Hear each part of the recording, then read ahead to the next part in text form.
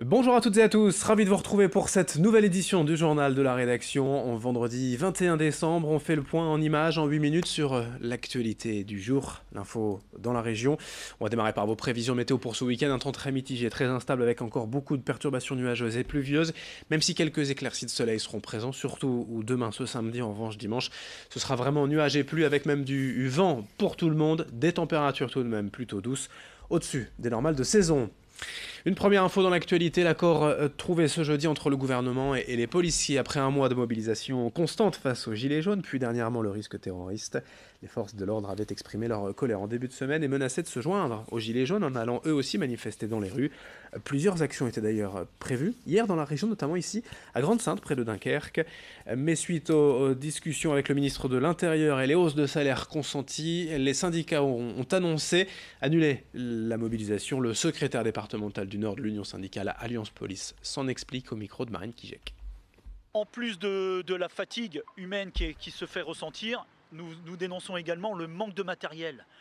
Il n'y a pas assez de casques, de matériel de premier ordre, des casques, des matraques, de la bombe lacrymogène pour faire face à certaines situations urgentes. Et nous avons également une réorganisation à réfléchir sur une meilleure réorganisation de la police nationale. Aujourd'hui, on ne s'est pas mobilisé fortement devant le commissariat, ayant eu des promesses et des axes de travail pour l'année prochaine concernant les problématiques des astreintes, et notamment les heures supplémentaires, la revalorisation des heures de nuit. Beaucoup de chantiers sont à l'étude.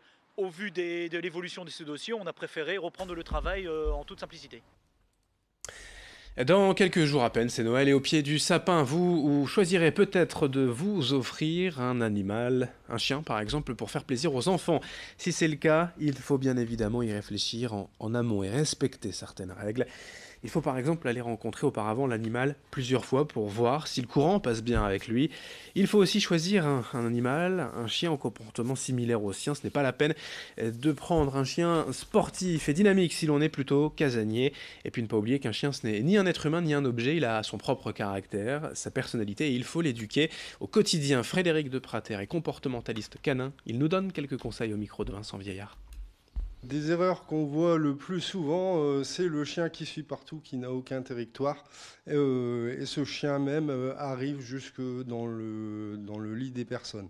Ça peut très bien se passer, mais dans la majorité des cas, le chien devient très instable. Ça peut passer par ou de la destruction ou de l'agressivité. En lui interdisant justement l'accès à certaines pièces, lui aménager un lieu de couchage où justement dans ce lieu de couchage, on le laisse tranquille, on ne va jamais le solliciter.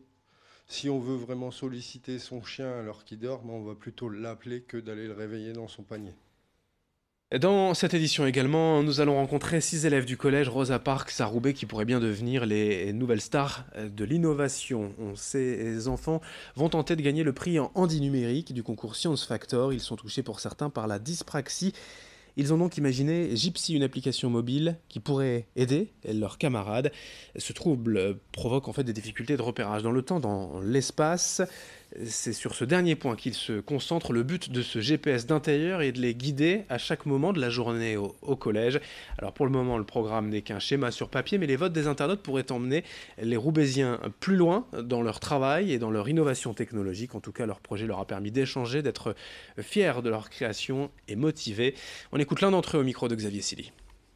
Ici, si on veut trouver le bureau du directeur, c'est très difficile parce que c'est un nouveau collège. Il faut qu'on s'adapte pendant encore un an. Peut-être que les élèves ils vont savoir, mais après, il y aura des sixièmes, encore des sixièmes et encore des sixièmes. Après, ils vont pas savoir aussi comment se repérer. Comme les enfants, en fait, ils savent pas se repérer dans des collèges, grâce à cette appli, ça va leur repérer d'aller dans les classes. Ça veut dire s'ils cherchent l'infirmerie ou CCC, et ben ils disent alors téléphone, mais normalement c'est interdit, mais pas pour ceux qui ont un petit handicap.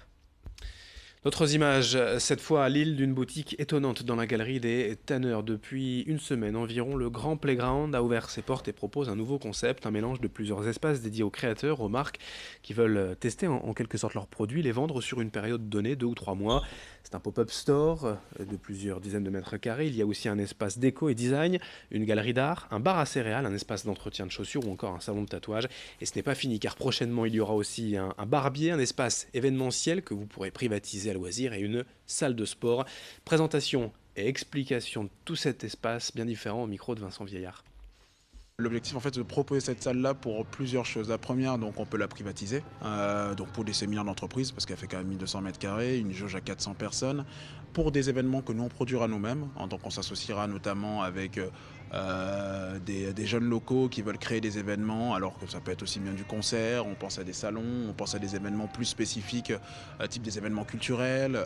Voilà, on a toujours rêvé d'avoir un lieu événementiel et là on est très content qu'il soit plein cœur de l'île parce que ça permettra de proposer des choses qu'on a toujours voulu nous retrouver à l'époque.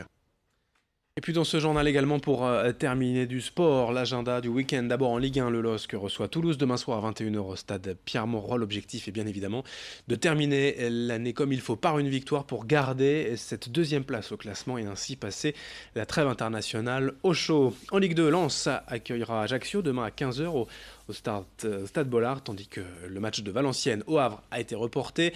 Même chose en national, le match Boulogne-Bourg-Perona prévu ce soir a été reporté. En revanche, Dunkerque jouera bien à domicile ce soir à 20h face à Chambly. En basket, en première division, en Jeep Elite, le BCM Gravelines Dunkerque reçoit ce soir à 20h à Sportica Paulac-Orthez. Le SSM Le Portel jouera à Nanterre demain soir. En Pro B, Lille se déplace à Évreux ce soir. Et en Ligue féminine, le SBVA joue de nouveau à Bourges après l'Euroleague cette semaine et une défaite pour les filles de Villeneuve-d'Ascq. C'est le championnat demain à Bourges. Et puis en volleyball en Ligue A, le TLM Tourcoing affronte Chaumont demain soir.